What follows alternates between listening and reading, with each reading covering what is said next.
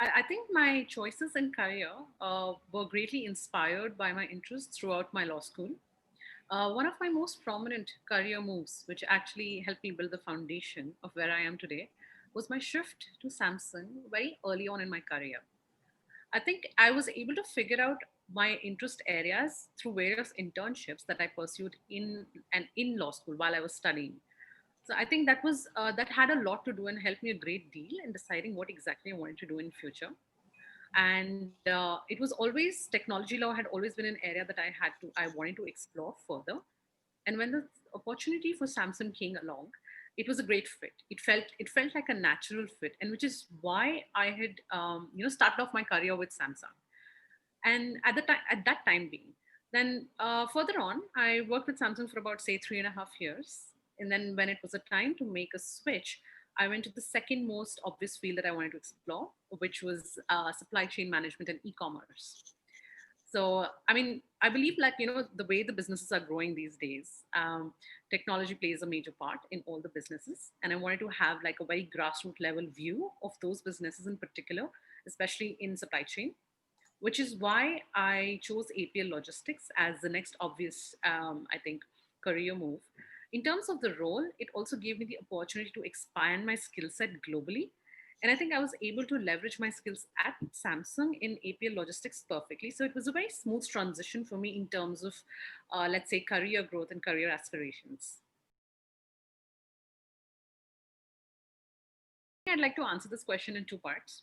I'd say first, I'd address why LLM in IP and technology law. And the second one, I would address why NUS. So let's get to for the first part of the question. The first part, I would say my motivation to choose a master's in IP and tech again stems from my very own personal tryst with technology. Now, here's a story I'd like to share. In the early days of social media, I had an unfortunate encounter of identity theft in one of the social media platforms.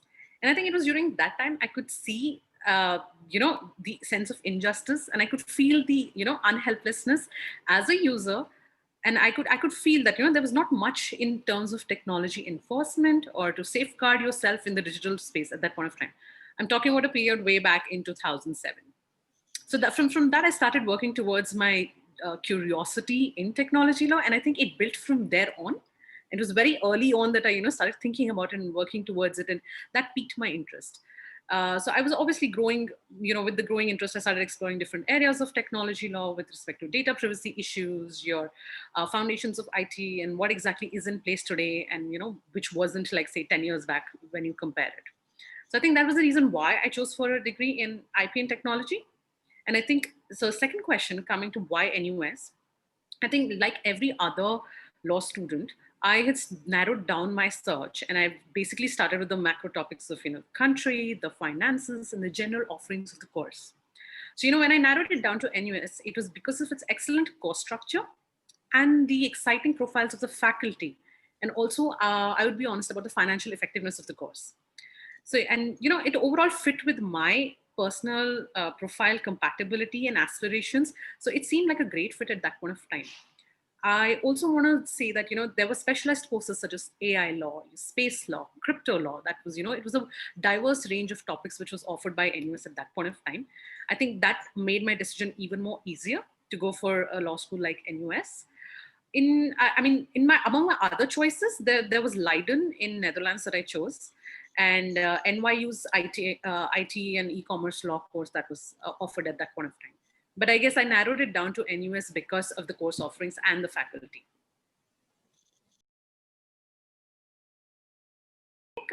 For any LLM application, the most important component is your statement of purpose, your SOP, followed by your grades, your letter of recommendations, and other ancillary requirements. I believe your SOP is your identity, where you write about your aspirations, your challenges, your story. And I do believe it can be a mammoth task, but then it really reflects on the reader, on your overall character.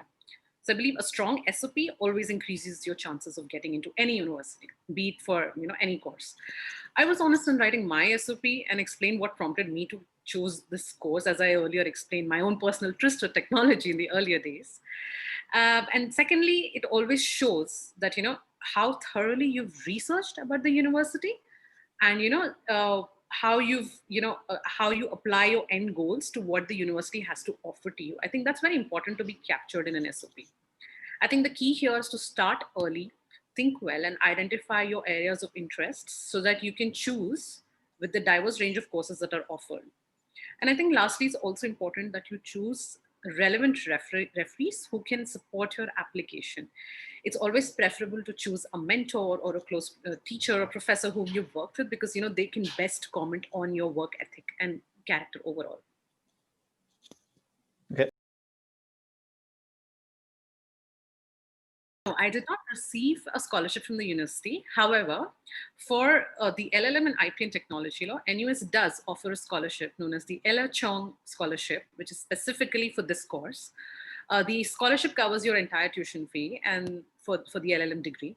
I think all the details can be found on the NUS website with various other scholarship options also listed there for different courses. It was an overall thrilling and fulfilling experience. I had the opportunity to interact and network with some of the most outstanding faculty globally. And I had the most fulfilling experiences with respect to my course modules and interacting with a class full of young, bright lawyers from different diverse backgrounds. I think it was a great learning curve for me. And I definitely benefited from the knowledge that was gained in those interactive sessions. I think there was one aspect which was a little bit challenging, was that because your LLM is a 10-month intensive course, cramming all the classes into a shorter semester would be a bit of a challenge. But then I think you learn to get over it within the first couple of weeks. You get the hang of it. I think that was the only challenge I think I would have faced in my LLM.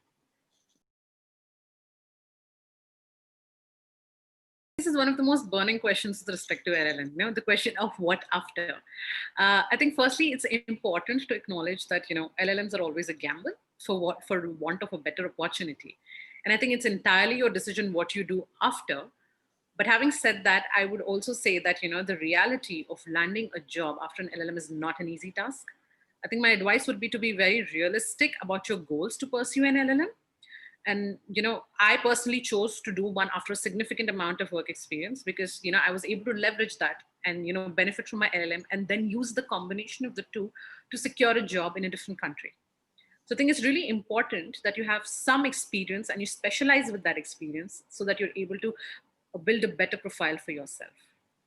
But at the end of the day, I think, yeah, it's your expectations versus reality. The balance needs to be maintained. Okay. So we globally have around 10 to 12 lawyers in APL. Okay. Each of us are spread around globally in different countries. You have the US, you have the Germany, you have China, you have Singapore. So we're all spread out.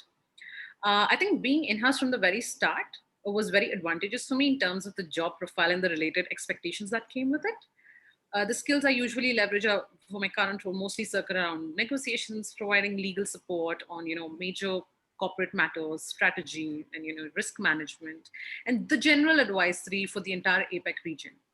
So I think, which is why I would advise that making a head start in your career and thinking through what you really want to do ahead will help you in the long run in making these kind of terms. So the transition was pretty smooth for me in those terms, I would say.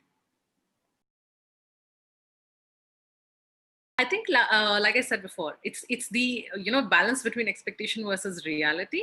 I think you need to keep the ground reality in check in considering all the external factors. But overall, I think I would say don't take too much stress about studying. I think it's a great experience to network, travel, meet different people. Take time out to visit new places, mingle with the culture, and I think you learn a lot in life. I think one of my best time in my life was where I would pursue my LLM from NUS and got to interact with so many different cultures.